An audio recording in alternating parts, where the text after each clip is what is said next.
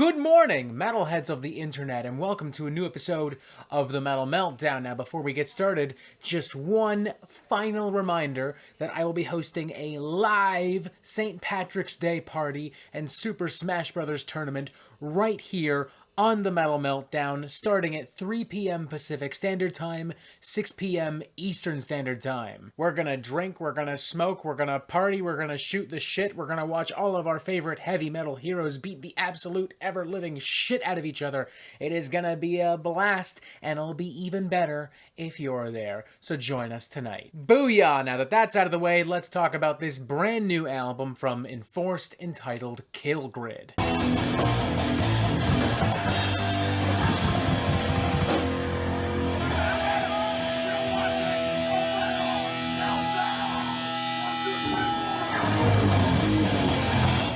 Contrary to what many would like to think, we have been in the midst of a genuine thrash metal drought for some time now, as there has been a serious lack of anything creative and innovative and exciting emerging from the world of thrash metal. In fact, when I look back at the modern history of this genre, let's say, for example, the last 10 years, only 4 bands really stand out to me as being semi-interesting and different. The first of which being Revocation, who at this point are arguably a tech death band, and as such arguably don't count. The second of which being Iron Regan, who haven't released anything in quite a few years. And the third and fourth of which being Power Trip and Vector, who I would genuinely consider to be the poster boys for modern thrash metal, if it weren't for the fact that I don't really know what the fuck their current status is. And don't even get me started on these older bands who, at this point, are very clearly comfortable just making the same album over and over and over again, for better or for worse. The point is, the genre has become somewhat stale, and as such, I wasn't really sure how to feel coming into Kill Grid initially. I mean, I was mostly kind of excited, don't get me wrong, but not exactly pumped. Don't get me wrong, I didn't by any stretch hate their debut album, At the Walls, released back in 2019, but I wasn't especially wowed by it either. It's a briefly entertaining but ultimately derivative cookie-cutter thrash metal creation, one that even in its best moments pales in comparison to some of the other thrash that we got our hands on in 2019. Cough cough, Infest the Rat's Nest from King Gizzard and the Lizard Wizard. Cough cough, thrash metal has gotten so lame that non-thrash metal bands are making better thrash metal than most thrash metal bands. Cough cough. Ooh, I gotta get that checked out. And with all this in mind, we now arrive at the question raised by the existence of this album review. Where does this leave Kill Grid? Is it the same old song and dance for Enforced, or do Enforced dare to take the genre into more progressive and experimental territory? The answer ultimately and inevitably being no to the latter and yes to the former, which in theory should disappoint me, but in this particular instance, it doesn't. Because, quite frankly, Kill Grid is a massive, monumental improvement over At the Walls. It is bigger, it is bolder, it is louder, it is heavier, it is uglier in the best possible way. It is a better produced and assembled package than At the Walls, without a shadow of a fucking doubt. Filled to the brim with juicy, satisfying guitar pyrotechnics and pummeling percussion that manages to channel the glory days of bands like Exodus, Sepultura, and even Slayer without feeling like a very repetitive and derivative little mess. Without feeling like a carbon copy, a clone of any of the bands we have mentioned thus far in this video. It is the same old song and dance for Enforced, but you know what? Fuck it. Because no one's doing it quite as well as these motherfuckers are at this point. You've got opening track The Doctrine, which is so grim, so dark, so vicious and bloodthirsty that it almost appears to have a little bit of a death metal underbelly to it, almost hearkening to the very hellish and extreme proto-death of Rain in Blood era Slayer, with blistering speedy rhythm guitars and huge wailing solos near every corner.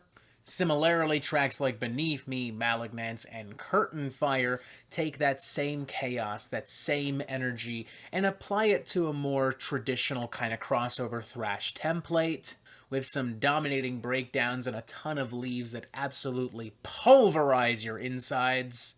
The aforementioned Curtain Fire especially is such a goddamn tasty retro thrash metal jam.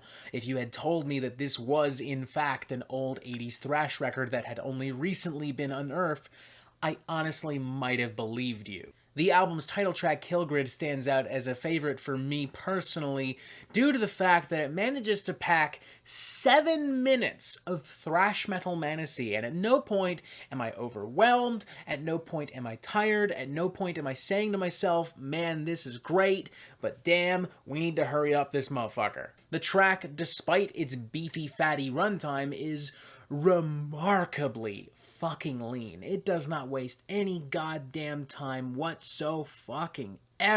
That is so hard to find, not just in the realm of thrash metal, but within the realm of modern extreme and heavy music. I challenge you to find a single riff, a single beat, a single vocal delivery in this one track that Kill Grid could do without. I fucking challenge you! It was at this point I was a little worried that the album would begin to lose its steam, much like the recent record from God's Hate, but it remained every bit as intense, it remained every bit as powerful, and I, in turn, remained every bit as fucking pumped. In fact, if anything, it arguably gets sonically a lot heavier and a lot more gruesome as it nears the end, with Hemorrhage in particular having some really deep, earthy, slimy fucking bass grooves, and the track Blood Ribbon having a very militant and stubborn kind of crossover thrash groove interwoven between some blistering extremity. The production on this is just fucking immaculate as well. You really could not ask for a better sound mix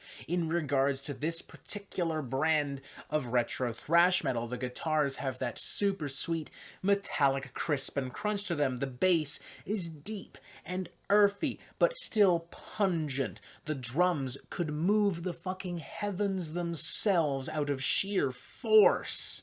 This is one of those rare instances where I simply didn't care if this wasn't an especially unpredictable or avant-garde release. I was just thoroughly enjoying myself. I was just having a little fucking ball. I whipped out some cold beer, a fucking pizza, played some fucking Gears of War, and just had fucking fun with this goddamn thing. Something that I haven't done for a while with any thrash metal record, not for lack of trying, but simply because no other band has nailed this sound the way that Enforced has on this album. So yeah, I guess if you really wanted to nitpick, it's by no means a genre-breaking fucking record.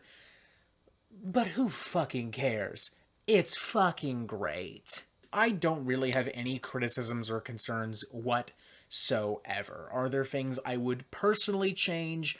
Sure, there are some weird kind of ambient soundscapes that don't really add a lot to the record, but as I said before, it's still a remarkably lean album. It's 41 minutes from start to finish and cram-packed with tons and tons and tons and tons of barrels of fucking riffs, so who gives a fuck? Anyone looking to revisit the glory days of thrash metal, but still looking for something maybe just a little bit more modern, a little bit spicier than usual, will have a fucking ball with this. In fact, I find it very hard to believe that a thrash metal maniac, a self-described one at that, would not enjoy the ever-living shit out of this. If a cold-hearted, avant-garde metal-loving cynic like myself can enjoy this, then surely you can spare it a smile or two. Just saying. This is frankly the most I've enjoyed any thrash record since Infest the Rat's Nest from King Gizzard and the Lizard Wizard. Make no mistake, this is no sophomore slump.